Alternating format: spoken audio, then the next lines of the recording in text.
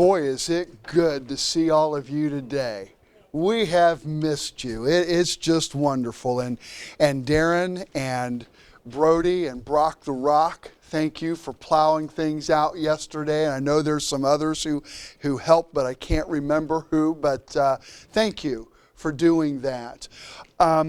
Just as a way of an announcement, in the bulletin, in the bulletins, the insert about the dinner coming up, and we hope that you'll be able to be a part of that. And then we have our years in review, brochures that have come in from the UB Church. I encourage you to get one. They only cost $1.95. I've always enjoyed the bishop's message on the front page.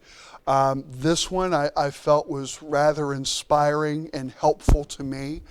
The issue, it's really basically a COVID issue about how churches and ministers and lay leaders and different ones, how they dealt with it, challenges that they faced, things that they did.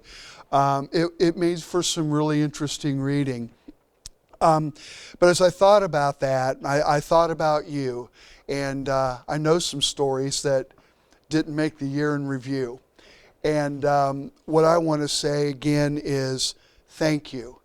This has been a trying, difficult time for all of us.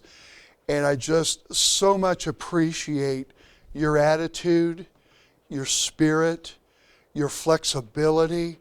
You really took a lot of pressure off of my shoulders. You really made it much easier for me to try to figure this thing out and how to lead you and how to serve you and walk together through all of this. So thank you from the bottom of my heart for your grace and your kindness and encouragement through all of this. Not every pastor in our denomination can get up there and say that this morning. And so that's why I want to say it to you, how much I appreciate your support and help with all of this. I've had some people tell me they miss the fellowship time. They've not told me in a whiny, complaining way. Very appropriate. They miss it, and I do too. What we were originally just going to hold off on the See, my lips are still broke.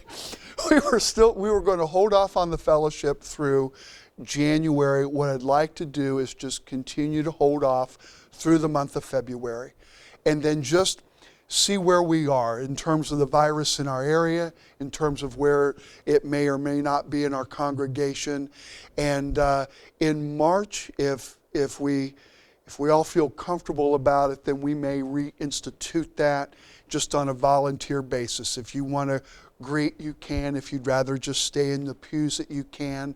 So I'm just kind of feeling my way through that. I know that folks miss that, and I'm one of those, but we'll just cautiously work our way through that, okay? All right. Please turn with me to Psalm 132. Lord willing, we'll finish this journey, this pilgrimage, the end of this month. And where I feel led to go is in the book of Matthew. So I'm sure Ryan and Colton again will accuse me of going downstairs when I have my snack and stealing Ryan's notes from Sunday school to put in my sermon. Sometimes it might feel like that, but I'm not going to cover the whole book like I normally do. I want to focus on one theme, and that's the kingdom of God. And I've been preaching on that lately, especially in the times in which we've been living. Well, what does that mean? What does that look like? How does that impact us? And Matthew has more to say about it than anyone else in the New Testament. And so I feel led to go there. I covet your prayers. I went through my library to see what books I might have on that. It's massive. It's overwhelming. I don't know where to start with the reading, but I feel that's the direction we're going to go, and so I'm looking forward to that. Psalm 132, we'll start with verse 1. Lord, remember David and all his afflictions, how he swore to the Lord and vowed unto the mighty God of Jacob. Surely I will not come into the tabernacle of my house, nor go up to my bed. I will not give sleep to my eyes or slumber to my eyelids until I find a place for the Lord, a habitation for the mighty God of Jacob. Behold, we heard it at Ephrata. We found it in the fields of the wood. We will go into his tabernacles. We will worship at his footstool. Arise, O Lord, into thy rest, that you and the ark of your strength. Let thy praises be clothed with righteousness, and let thy saints shout for joy. For thy servant David's sake, turn not away the face of thine anointed. The Lord has sworn in truth unto David. He will not turn from it. Of the fruit of thy body I will set upon thy throne. If thy servant will keep my covenant and my testimony that I shall teach them, their children shall also sit upon my throne forevermore. For the Lord has chosen Zion. He has desired it for his habitation. This is my rest forever. Here will I dwell, for I have desired it. I will abundantly bless her provision. I will satisfy her poor with bread. I will clothe her priests with salvation, and her saints shall shout aloud for joy. There I will make the horn of David to bud. I have ordained a lamp for my anointed. His enemies will I clothe with shame, but upon himself shall his crown flourish. I just realized, we do have the screen. Great. All right. We got over our technical difficulties. The topic, the title is obedience. In one of his books, Eugene Peterson tells of a time he had surgery to repair his nose that had been broken years before in a basketball game, but it just didn't heal right. In the afternoon of his surgery, as he was recovering, there was a young man in his 20s that was admitted as his roommate. In his book, he named this man Kelly, and Kelly was scheduled for tonsillectomy the next day. Well, as they were getting acquainted and getting to know each other, Kelly suddenly lost interest in talking to Eugene because he learned that Peterson was a pastor and he just didn't want to bother with that. I've had a few of those encounters too. Anyway, the next morning, Kelly woke up Peterson and he says, Peterson, wake up. I want you to pray for me. I'm scared. And Peterson, through his pain, prayed for him. Well, the surgery went well, and they brought Kelly back, and they gave him an injection for the pain that would soon be coming upon him. Well, after about 30 minutes, he began to hallucinate. And he yelled, Peterson, pray for me. I can't stand the pain. I'm dying. Well, the medical staff heard him yelling, and they came in and they gave him some medicine to help him sleep so he could begin to heal. It was interesting in this encounter, when the man was scared, he wanted prayer. And when he was crazy, he wanted prayer. But when things were normal, he wasn't really interested in prayer or anything else that was Christian. I share this from Peterson's book because what a lot of people want is a religion to help them with their fears, but is forgotten when their fears are gone. They want a religion for when life gets crazy, but fades in the background when life is sunny and normal. They want God in a box. They want a religion that makes them safe and comfortable and inoffensive and socially acceptable. What they want is a religion that keeps people distant from God and ignorant of Him. Martin Luther said, true knowledge of God is born out of obedience.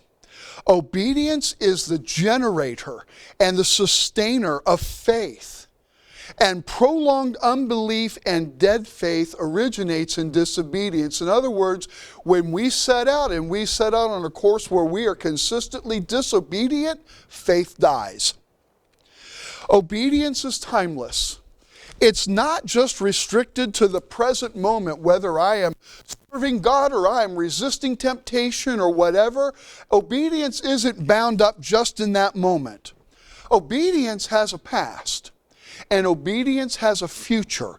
And it is this aspect of timelessness of obedience that I want to share with you today. Obedience, first of all, has a history. This psalm that I read to you centers around a part of the history of the Ark of the Covenant. God gave the design in the wilderness journey, and Moses had it built. It was the symbol of God's presence among his people. It also was a visual symbol to help people realize the importance of having God's presence in their life, and also the danger of using God for their own ends. Well, at this point in history, prior to David coming to the throne, Saul was king. Faith in Israel had degenerated to the point where Israel looked upon the ark as some sort of magic charm. And during Saul's reign, they went to war at one time with the Philistines, and they carried it into battle thinking that, we've got our secret weapon and we'll take the ark and we'll be undefeated. And they lost both the battle and the ark. Well, the Philistines rejoiced. They thought, this is great. We have captured Israel's God and we'll just keep him here with us. Well, the Lord made their lives so miserable, they packed up the ark and they took it to an Israeli border village by the name of Kiriath Jearim, and they just left it there. Didn't say anything to anybody, they just left it there. Well, the people of Israel in that village, they knew the power of the ark, they were scared of it, so they just left it there too. And it was ignored and it was neglected and it just sat there for years. And that's kind of what happens with people whose self-styled religious buffet turns out to be kind of bland. That's a la carte Christianity. It's so bland, they blame God for it. And they just shove him to the margins of their life. So when David ascended to the throne, and he learned where the ark was, he determined and vowed that he would go to that village and bring it back to Jerusalem. Symbolically, what he was doing, he was bringing God back from the borderlands and restoring him to the center of Jewish life. Previously, the ark had been carried in panic and superstition. Instead of looking to the Lord, they thought this ark was going to be their secret weapon, and they were going to nuke their enemies. Help me, Lord. Nuke their enemies, and it ended up in disaster. But this time, when the ark was carried back to Jerusalem, it was carried with a sense of anticipation, a spirit of expectation. People were determined that they were going to put the Lord back into the center of their lives. And it tells us that David, in another place in the Old Testament, as they brought the ark into the city of Jerusalem, it says that David danced before the Lord. His obedience transformed into an act of worship. The reason the Bible holds these stories is because history is important. Without history, whether it's biblical history or secular history, if we don't have these stories, if we don't have something to which we can point to, we're at the mercy of whims and fads and the pressures or desires of momentary circumstances. Our recollection of history is like a data bank we use to evaluate where we are at this moment. And because of where we are and what's gone on in the past, it helps us to know what we need to do. And with a biblical memory, we have in this book, we have thousands of years of experience that we can draw upon to help us when we have to make those snap decisions in everyday life as we travel this path of faith. Let me kind of frame it this way. What would we think of a pollster who reported how Americans felt about a particular television special that had been broadcast? And that pollster only interviewed one person who watched only 10 minutes of that program. Would that report be liable? Would we think that it truly reflected reality? Of course not. But there are many people today who go about their lives in that same way, and the matters that they face are far more important. Things like prayer and judgment and salvation and forgiveness. And the only person they look to is themselves. And the only experience they draw upon is what happened in the last hour. A biblical memory will tell us what is essential and what is not. And an obedient life is the proof that we believe what we say. The second thing that I see here is hope. This psalm is not just a look back to the past to help us in our present situation. It also propels us into the future. It's not living in the glow of past victories or yesterday's blessings. This psalm gives us a knowledge that takes us forward in our lives with God. The first half of the psalm is about the past, but the second half of the psalm is about the future, and it takes into heart what God has said. Well, what did God say? Well, 6 times in the back half of this psalm, God says, I will. That's future tense. I am going to do these things that are going to culminate in victory and blessing and vindication for God and for His people. And it's going to end up in the result of the destruction and defeat of God's enemies and ours. As one scholar wrote about it, he said, evil will lie sprawling in defeat, and righteousness will flourish in victory. Because I read and understand history, I can tell you unequivocally, we stand at the same door that Russia did in 1917, and Germany did in 1932, and China did in 1948. Will we walk through that same door? I don't know. I've had people say, I've heard this from some preachers, they say, we're at the very end of time as we know it. The dawning of the Great Tribulation is upon us. Is it? I don't know. We'll find out. But regardless of your view of the rapture and the second coming, and regardless of your understanding or interpretation of the times in which we live, what we do know from Scripture is that God's people will endure trials and suffering. And as the rest of the Christian world has suffered, perhaps it now will be our turn. I don't know. So the times in which we live call for faithfulness, and they call for obedience. Jesus said, he who endures to the end shall be saved. And Jesus said this because he went ahead and did this. How did he do it? How did he endure to the end? Hebrews chapter 12 verse 2 tells us, looking unto Jesus, the founder and perfecter of our faith, who for the joy that was set before him endured the cross, despising its shame, and is seated at the right hand of the throne of God. Think about this. Jesus endured the cross. He despised it. It brought him shame. How difficult, how tempting that must have been to hear people mocking him and say, well, he saved others. Himself he cannot save. If you're the Son of God, come down from that cross and we'll believe you. Good thing it was Jesus up there and not me. I'd have come off the cross and said, see, I'll show you them. I'd have zapped him. But think about the temptation of that.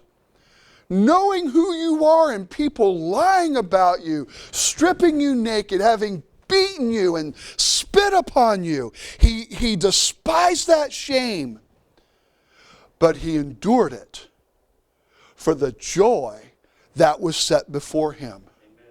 It was joy, not happiness. We call it Good Friday, but that was not a happy day. So where was the joy? The joy was knowing that by enduring the cross, he fulfilled, I believe it's Genesis 3:15. He crushed Satan's head. And he satisfied God's justice. And he secured our salvation. And he forever broke the power of sin, death, hell, and the grave. And because he did all of that, he sits at the right hand of the Father interceding for us and has a name that is above every name. And one day he is coming back to fully establish his kingdom on this earth, and he will destroy everyone and everything that's evil. And see, because of what the Father promised in the past, Jesus could push past the agony of the present moment to embrace a glorious future. And so can you. And so can I.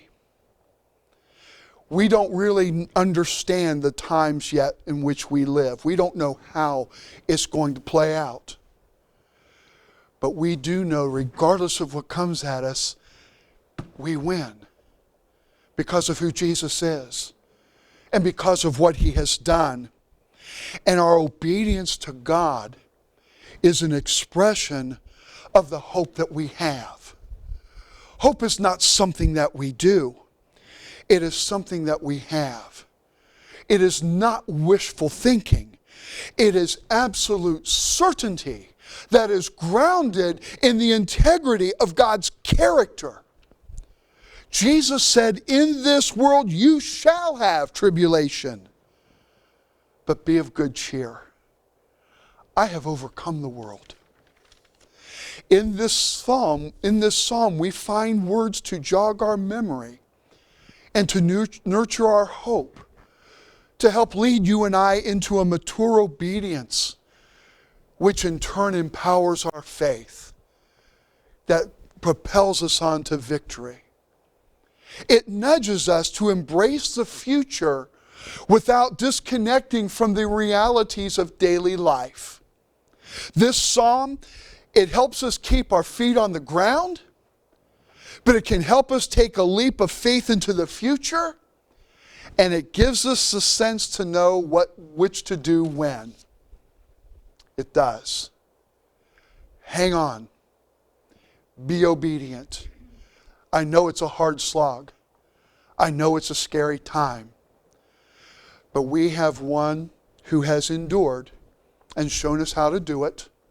We have one who lives within us, who will give us the wisdom to think, the words to speak, and the courage to persevere. Let's not be like those I preached about a few weeks back who decided they had walked far enough and turned away. I want to see y'all in heaven. I want to see you all there. Meet inside that eastern gate for a glorious reunion.